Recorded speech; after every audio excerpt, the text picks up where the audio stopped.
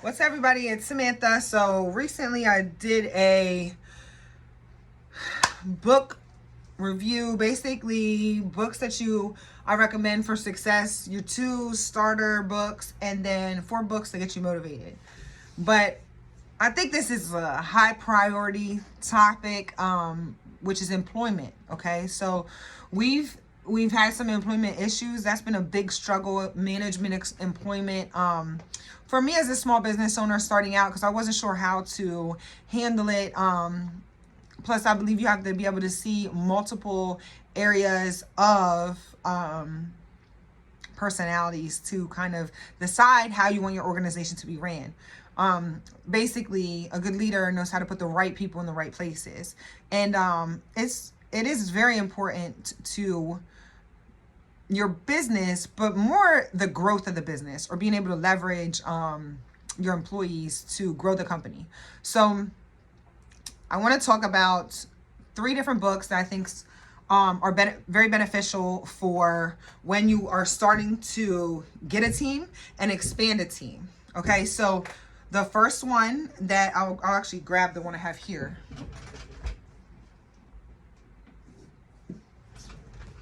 All right, so this is not really even about hiring, okay? This is about organizational management, okay? Or putting your organization together. So it's huge. It's called Reframing Organizations. So what this book talks about, I actually read it in my master's class. We did a bunch of projects on it. My first master's class, which is, this was back when I first finished college, so 2010, 2011, which was organizational theory and behavior. So organizational theory talks about the structure of a company, okay, and the different roles within a company. Prior to reading this book called Reframing Organizations, we did what is called like a kind of like a survey in the class. In this class, there were lawyers, some people fresh out of their bachelor's program, like me, finance and accounting. There was HR representatives. There was even a doctor in the class.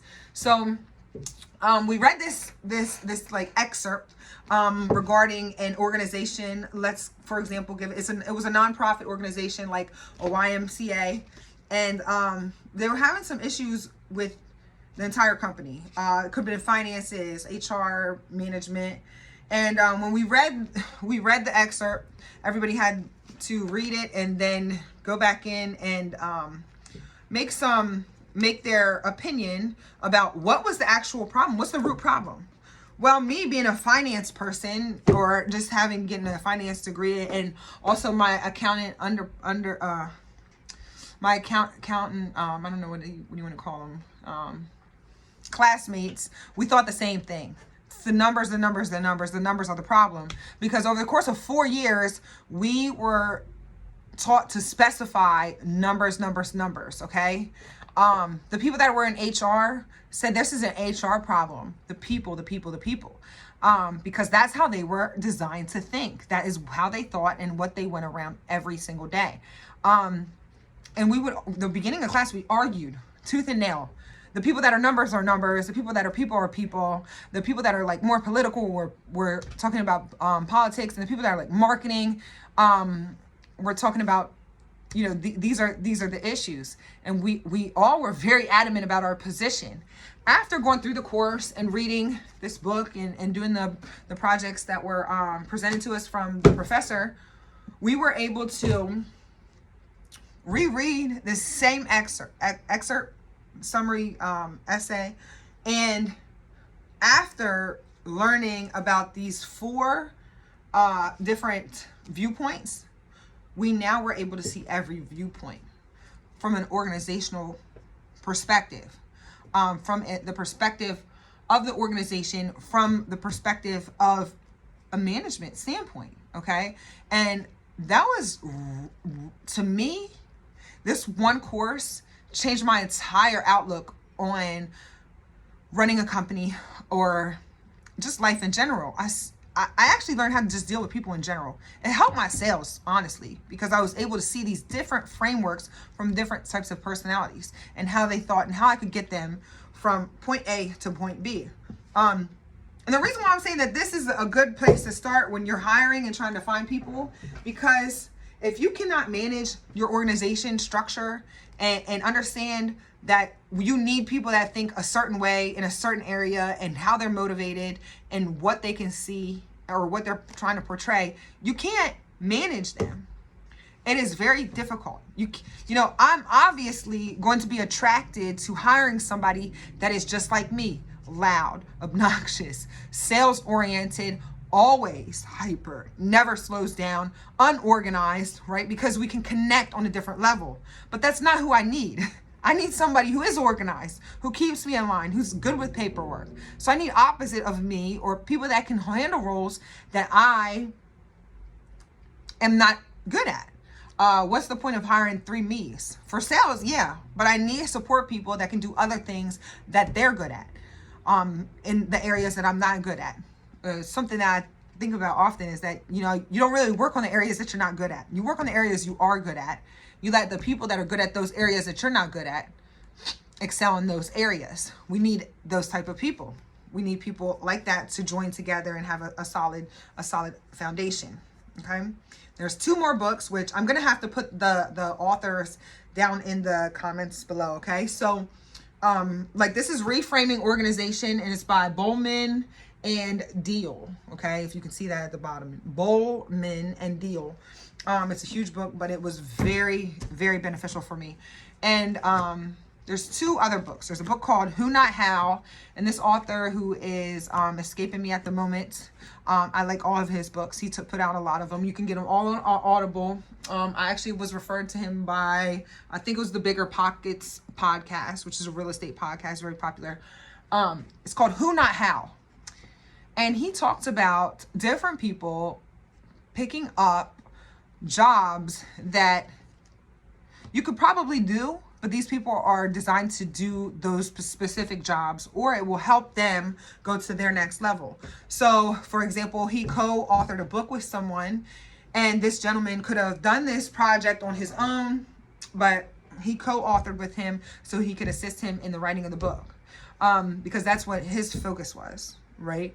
So it's like me being an entrepreneur and handling marketing, HR, sales, right? Customer service, everything at one time. It's not worth it for me, because what I'm really good at, I'm not doing all the time, right? So I have to give those different roles to someone else. Who Not How changed my mind immediately to start implementing that product, I mean, even down to the point of hiring someone to clean your house. Okay, so I argue with people all the time. Say, my time should not be spent cleaning my house, because my time can be spent doing other things that are more productive. And a lot of people argue with me, especially because I'm a mom and I'm a woman. And I agree that there are people who absolutely love to clean, okay? They actually have businesses that can feed their entire family around cleaning. Why should I be cleaning my house? I paid them for their service. Even something as simple as that. So Who Not How was very good in gripping that delegation task, okay? Because as an entrepreneur, you cannot do it all. There comes a point where you have to grow. Okay, so that was a great book for me to get my feet wet in delegation. The 3rd book that I will recommend for your hiring is called Who. Straight Who. I cannot think of the author's name. I will put it in the comments below. Who, I'm not even going to lie to you, was very difficult for me to read, okay? Because when I started reading it, it started basically telling me about everything that I was doing absolutely wrong, and the issues that I was having with employing or, you know, dealing with employees and management. It was hitting it right on the head. So it was almost like, you know, you don't always want to be told you're wrong, you're doing things wrong, you need to work on this, you need to work on this. And that was what I needed to do. So it was a hard pill to swallow, I will say.